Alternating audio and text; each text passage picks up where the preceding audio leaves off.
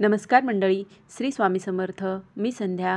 माझ्या चॅनलमध्ये तुम्हा सर्वांचं खूप खूप मनापासून स्वागत करते. बघा, हिंदू धर्मामध्ये पौर्णिमा आणि अमावस्येला अतिशय महत्त्व आहे आणि पौष महिन्यातील जी अमावस्या आहे त्या अमावस्येला विशेष महत्त्व असून त्या अमावस्येला मौनी अमावस्या असं म्हटलं जातं, जी की आहे उद्या आहे मौनी अमावस्या.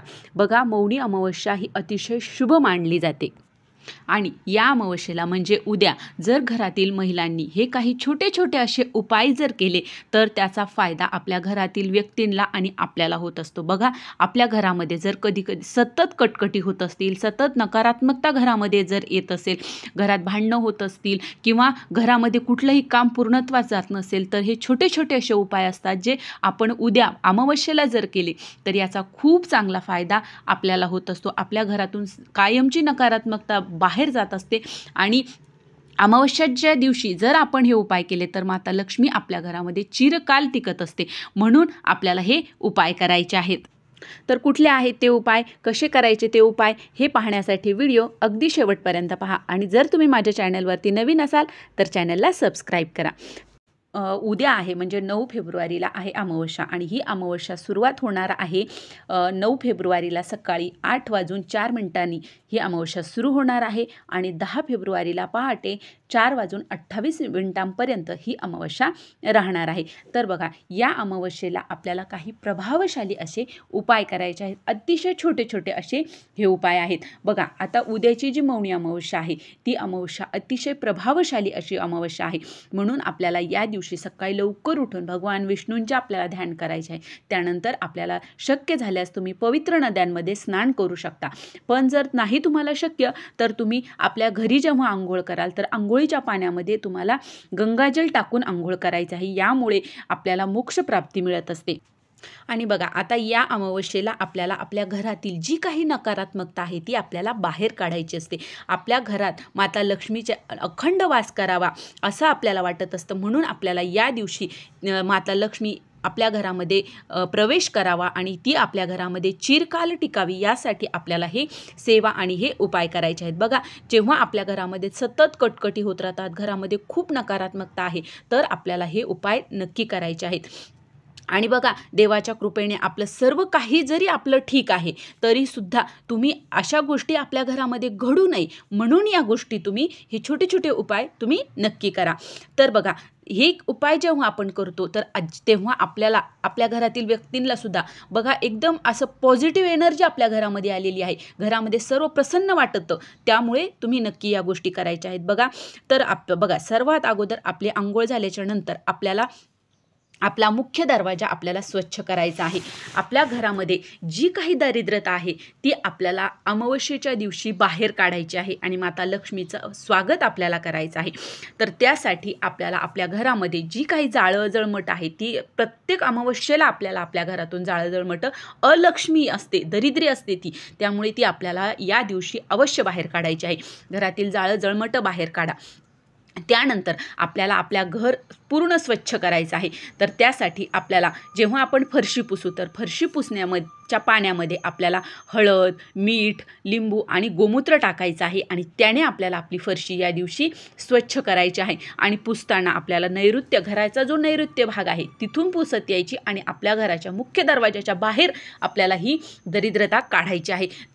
तिथपर्यंत आपल्याला स्वच्छ घर पुसून घ्यायचं आहे.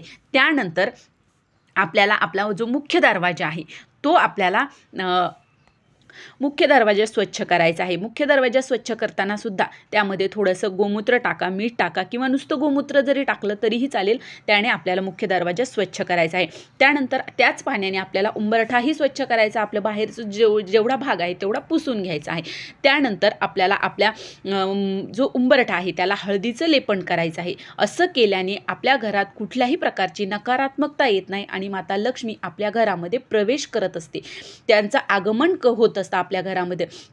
त्यामुळे आपल्याला हे हळदीचं लेपन करायचं आहे आणि आपला जो उंबरा आहे त्या उंबऱ्याचंही आपल्याला पूजन करायचं आहे. जर तुमच्याकडे अशा चांदीच्या पादुका असतील तर त्यांचंही आपल्याला या दिवशी पूजन करायचं आहे.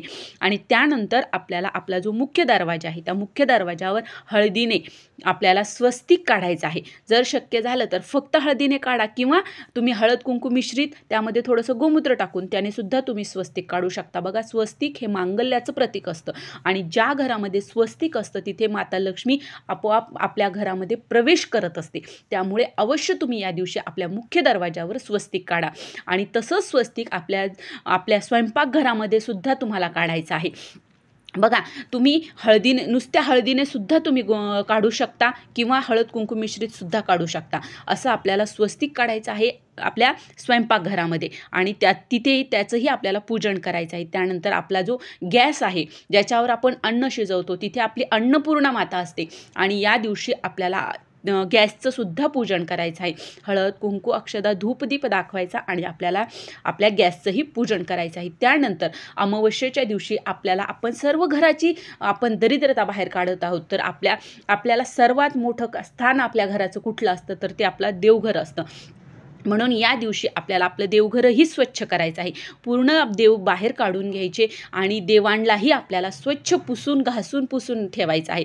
तर बघा, त्यासाठी आपल्याला तुम्ही ज्याप्रमाणे देव स्वच्छ करता त्याप्रमाणे करा. मी लिंबू आणि हळद एकत्र करते आणि त्याने देव स्वच्छ करते. बघा, अशा प्रकारे मी देव स्वच्छ करते आणि जेव्हा तुम्ही याने स्वच्छ करता एकदम चकाचक देव स्वच्छ होतात. आता तुम्ही जसं करत असाल तुम्ही त्या प्रकारे देव स्वच्छ करायचे. त्यानंतर आपल्या देवघराच्या खाली जो आपण कपडा टाकलेला आहे, वस्त्र आहे, ते आपल्याला बदलायचं आहे आणि दुसरं वस्त्र ठेवायचं आणि देवाची व्यवस्थित मांडणी करायची आहे.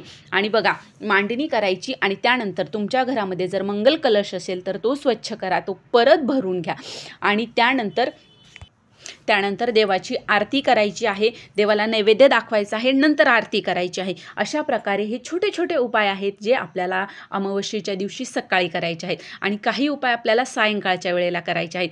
त्यामध्ये बघा, जर आपल्या घरामध्ये लहान मुलं आहेत, आजारी व्यक्ती आहेत किंवा असं वाटतं आहे तुम्हाला की लहान मुलं सतत चिडचिड करत आहेत, ते ऐकत नाही आहेत, तर अशा वेळेस तुम्ही नारळाचा उतारा त्यांच्यावरून करा.